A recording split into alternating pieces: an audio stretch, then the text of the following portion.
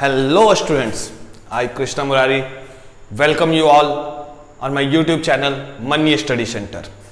तो आज फिजिक्स का एक और टॉपिक इलेक्ट्रिक करंट का सीरीज चालू होने जा रहा है। इस चैप्टर में हम लोग पढ़ेंगे what is electric current, charge क्या होता है, Ohm's law, series connection of current, parallel connection of resistance, series connection of resistance. ये सारे टॉपिक्स को हम लोग यहाँ पर काफी बढ़िया से डील करेंगे और कुछ बढ़िया न्यूमेरिकल्स इस पर तैयार करेंगे। ओके, तो टॉपिक का हेडिंग लगाइए इलेक्ट्रिक करंट और शुरू करते हैं।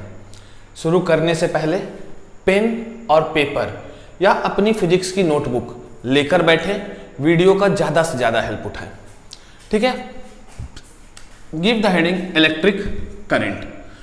अब करंट पढ़ने से पहले पढ़ना होगा व्हाट इज चार्ज। चार्ज क्या है? Charge is an intrinsic property of matter due to which it produces and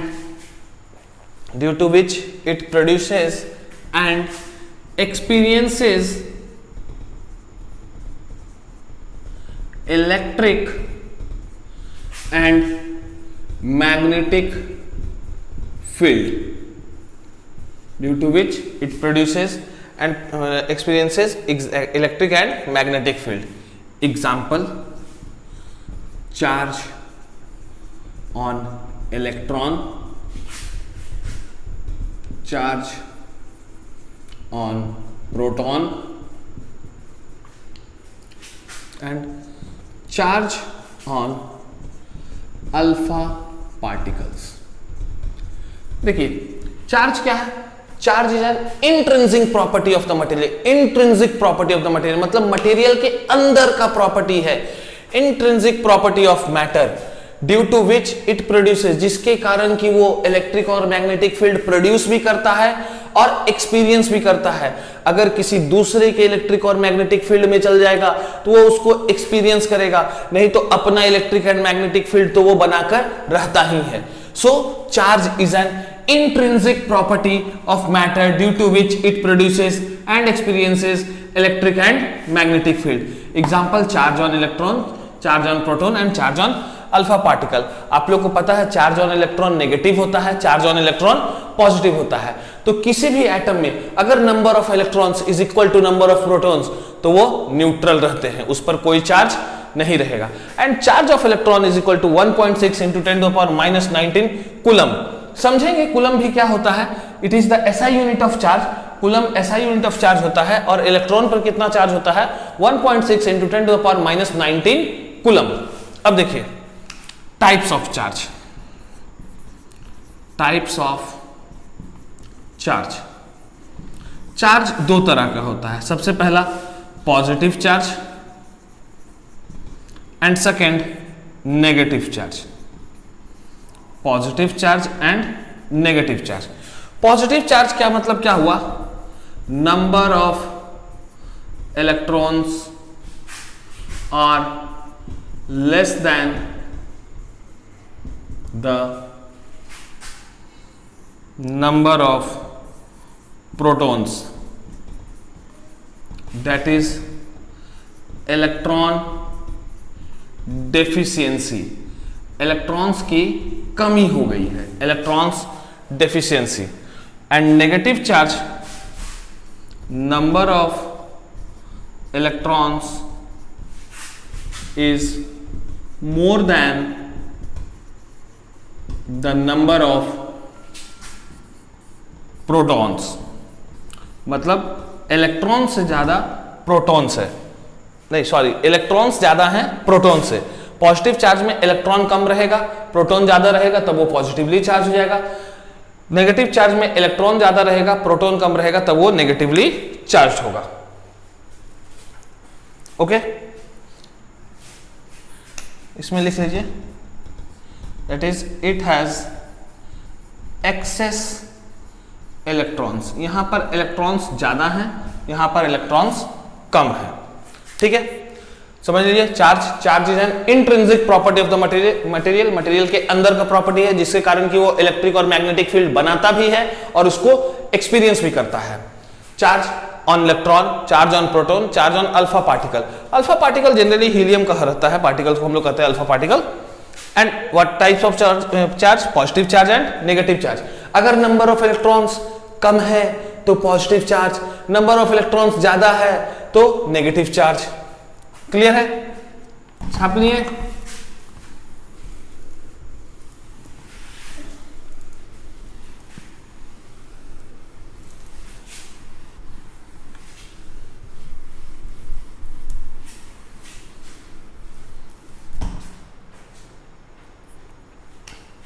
ठीक है, अब देखिए एलिमेंट्री चार्ज, बहुत जगह आपको मिलेगा elementary charge. It is the smallest unit of charge which can exist in nature in its free state.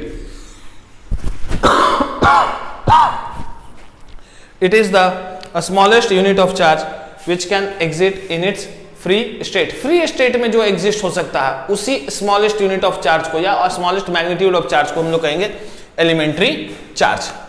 Next, Coulomb. Coulomb, that is SI unit of charge. Coulomb is SI unit of charge. अगर CGS unit of charge देखें then it is stat coulomb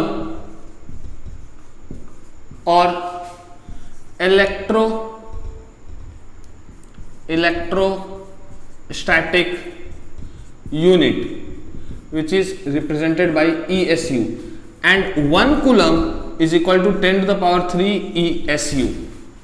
SI unit of charge क्या है? Coulomb. CGS unit of charge क्या है? Stat coulomb. अब जिसको ये नहीं पता है कि SI यूनिट क्या है और CGS यूनिट क्या है तो वो जाए मन्नी स्टडी सेंटर पर, वहां पर एक चैप्टर पढ़ाया गया है units and dimensions, units and measurement है। उसके अंदर मैंने सारा सिस्टम ऑफ यूनिट डील किया है, SI system, CGS system, FPS system, MKS system. वहां पर जाकर आप डिटेल में देख सकते हैं कि CGS यूनिट किसको कहते हैं। यहां पर SI unit of charge is coulomb and CGS unit of charge is statcoulomb और electrostatic unit represented by ESU, and 1 coulomb is equal to 10 to the power 3 ESU। अब देखिए किसी बॉडी में चार्ज है या नहीं है इसको चेक कैसे करेंगे? जैसे बॉडी और या पार्टिकल चार्ज्ड बॉडी है या अनचार्ज्ड बॉडी है कैसे?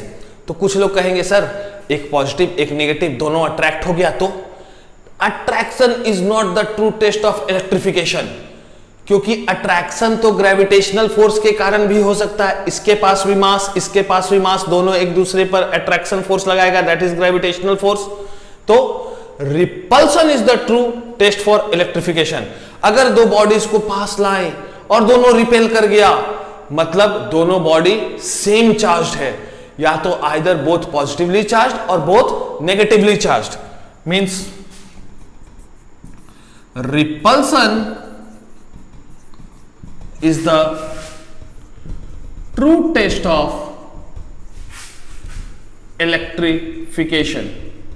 Repulsion is the true test of electrification because bodies can be attracted due to its mass. Bodies can be attracted due to its mass.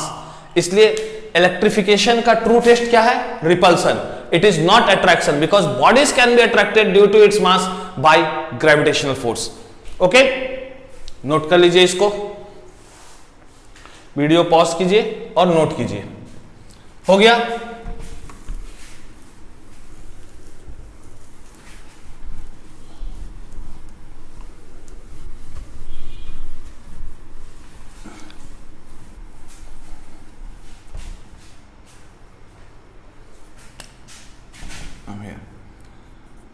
Properties of charge, properties of charge.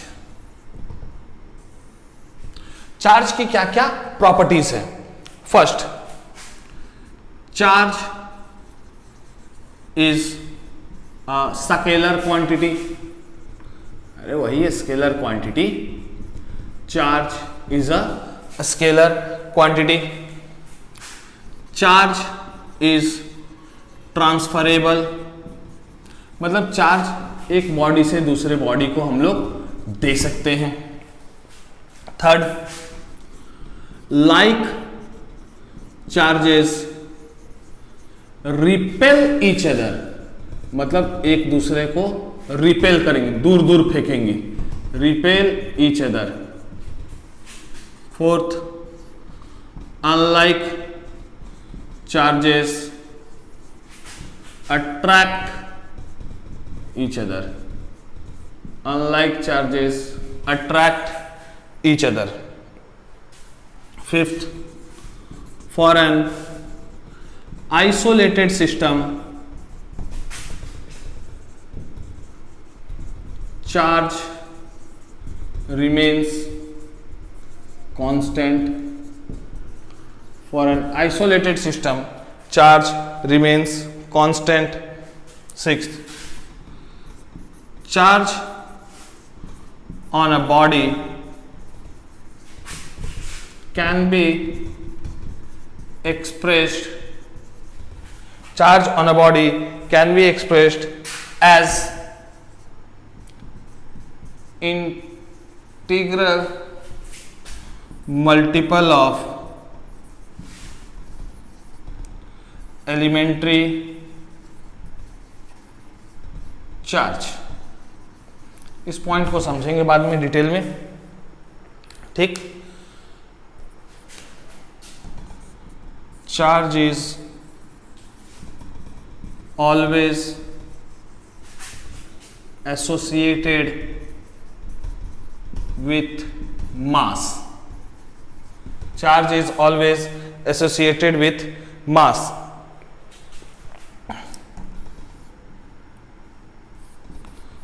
Charge on a body does not change while in motion.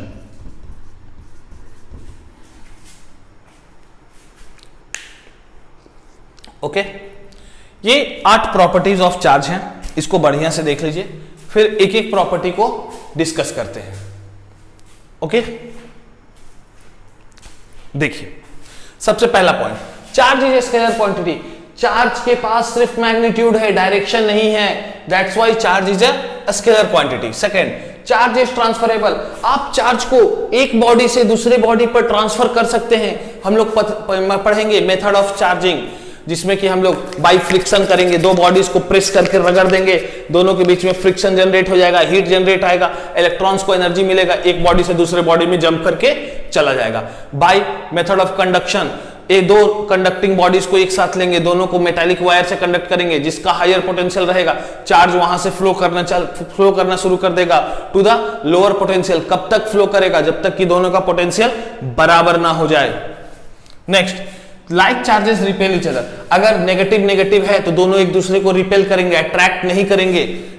Unlike charges attract each other. एक positive एक negative, दोनों एक दूसरे को attract करेंगे, that's why like charges repel each other, unlike charges attract each other. For an isolated system, isolated system का मतलब क्या हुआ?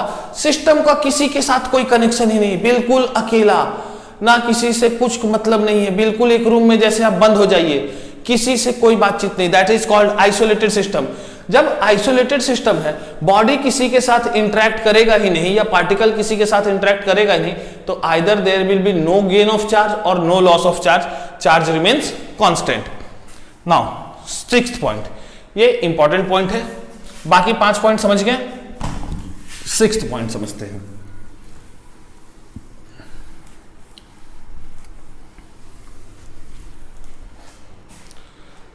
Charge on a body can be expressed as integral multiple of elementary charge. अब charge on a body Q can be written as Ne, where E is the charge on electron, E is charge on electron and N is number of electrons। अब मान लीजिए किसी body को charge रखना है 1 coulomb, that is equal to N into 1.6 into 10 to the power -19 coulomb. Okay, यहां से N का वैल्यू निकालते हैं। N is equal to 1/1.6 into 10 to the power -19। ये -19 ऊपर जाएगा तो 1/1.6 that is 10 that is equal to 10/16 into 10 to the power 19 और ये हो जाएगा 5/8। 5/8 इज इक्वल टू 0.6 और उधर 225 0.625 इंटू 10 टू द पावर 19 और you can say it as 6.25 into 10 to the power 18 electrons. मतलब कि एक कूलम चार्ज के लिए कितना नंबर ऑफ इलेक्ट्रॉन्स चाहिए? 6.25 into 10 to the power 18 electrons. Okay, एक कूलम चार्ज, किसी बॉडी पर एक कूलम चार्ज के लिए कितना नंबर ऑफ इलेक्ट्रॉन्स चाहिए? 6.25 into 10 to the power 18 electrons. Now charge is always associated with mass. अगर किसी पार्टिकल के पास मास नहीं है तो उसके पास चार्ज भी नहीं रहेगा, क्योंकि चार्ज को स्टोर करने के लिए मास चाहिए। इफ अ बॉडी पार्टिकल और a body is not having mass, it can not contain charge. Next, charge on a body does not change while in motion. जैसे कि आपके बॉडी पर चार्ज है मान लीजिए 10 कूलम का और आप मोशन में आ गए तो वो चेंज नहीं होगा, वो 10 कूलम ही रहेगा। क्लियर है? क्लियर है प्रॉपर्टीज ऑफ चार्ज?